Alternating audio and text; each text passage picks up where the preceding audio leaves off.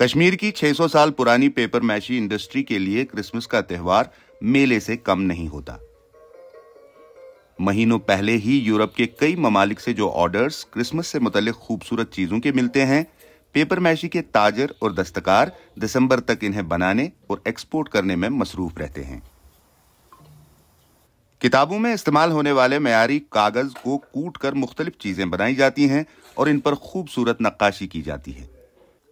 سردیوں میں خاص طور پر کرسمس تھیم کے مطابق جو خوبصورت گیندے، سینٹا اور گھنٹیوں کے نمونے بنتے ہیں وہ یورپ کے کئی ممالک میں ایکسپورٹ کیے جاتے ہیں۔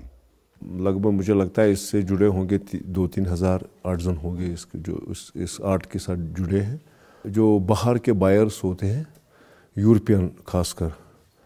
تو وہ وہاں سے لاتے ہیں، وہ وہیں سے ڈیزائن سلیکٹ کر کے جو کرسمس کے خاص کر جو کرسمس کے الگ سے ڈیزائن ہو، کلرز بھی الگ ہوتے ہیں،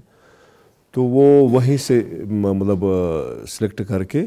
تو یہاں ہمیں بھیج دیتے ہیں، تو اسی حساب سے پہلے سیمپلنگ ہو جاتی ہے،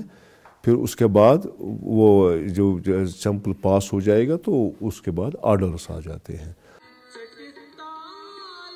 پیپر میشی کا کام بہت سست رفتار ہے اور اس کے لیے دستکار دن بھر ایک کمرے میں بیٹھ کر یہ نازک نقاشی کرتے ہیں۔ آج کے دور میں اس کام سے کوئی اپنی دلچسپی نہیں دکھا رہا ہے، کوئی نیا کوئی لڑکا کوئی بھی اس کام میں اب جڑنا نہیں چاہتا، کیونکہ وجہ یہ ہے کہ ایک تو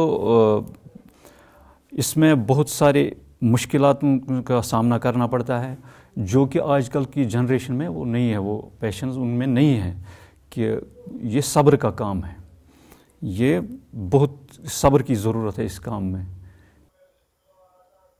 دستکاروں اور ایکسپورٹرز کو خدشہ ہے کہ انڈیا پر امریکہ کی طرف سے عائد اضافی ٹیرف سے ان کی تجارت متاثر ہو سکتی ہے۔ اس سال جو انڈین مصنوعات پر امریکہ نے ٹیرف بڑھا دیا اس کی وجہ سے کام بہت کم ہو گیا۔ اس سال ہمیں نہایت کم آرڈرز ملے، اس بار بہت مایوسی ہے۔